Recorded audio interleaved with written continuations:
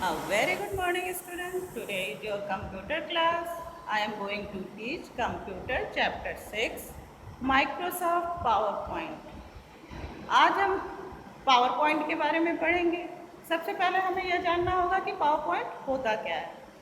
Power point power point Microsoft office का एक part होता है।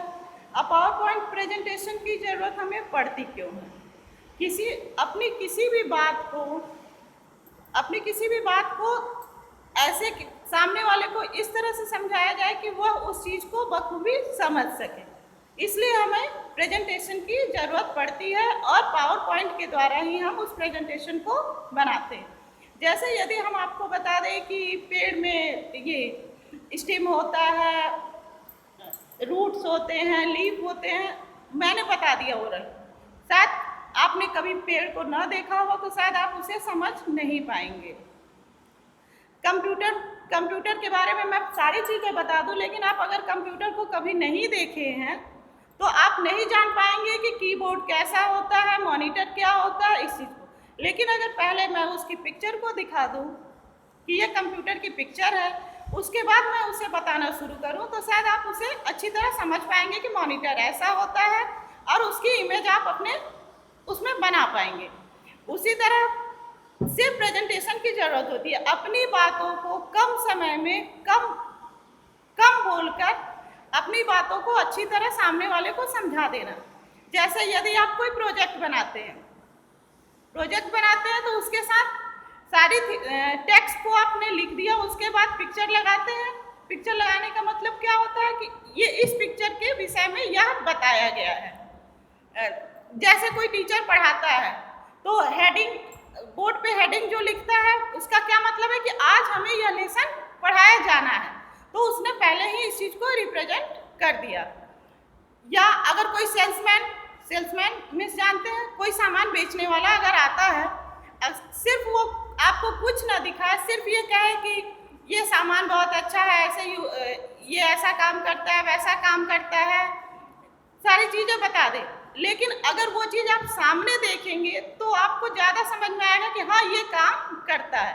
तो सबसे बड़ी चीज़ है कि उसको रिप्रेजेंट कैसे किया जाए, इसके लिए प्रेजेंटेशन की ज़रूरत होती है।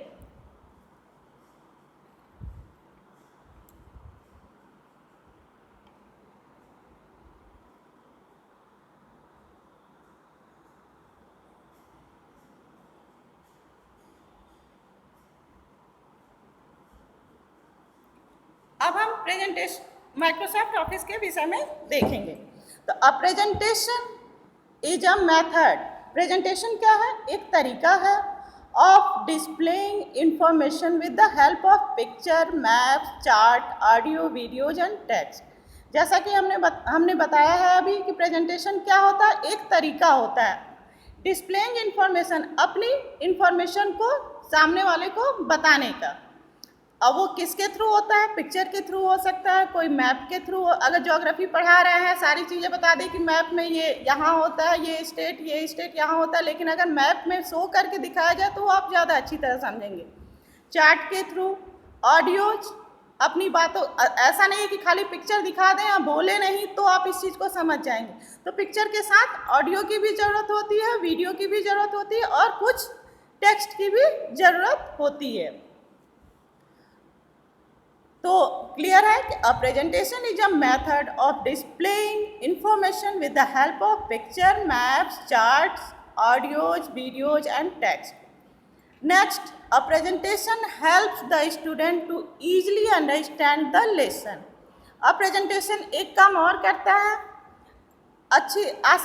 आसान तरीके से स्टूडेंट विद्यार्थियों को समझने में हेल्प करता है। जैसे आपका स्मार्ट क्लास में क्या होता है, पिक्चर के थ्रू, वीडियो के थ्रू बताया जाता है, तो आप अच्छी तरह उस चीज़ को समझ पाते हैं।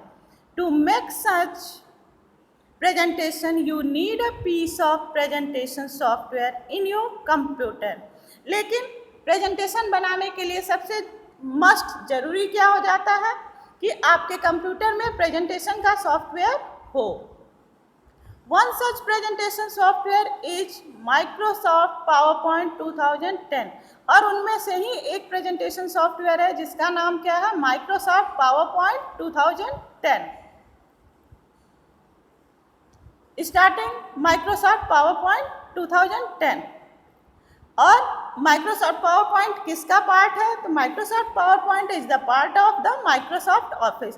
Microsoft Office का ही एक पार्ट है Microsoft PowerPoint. इसके पहले आप Microsoft Word जो कि Microsoft Office का ही एक पार्ट था, Microsoft Excel जो कि Microsoft Office का एक पार्ट है, Microsoft Access और फिर Microsoft PowerPoint. ये सारे किसके पार्ट हैं, Microsoft Office के पार्ट हैं.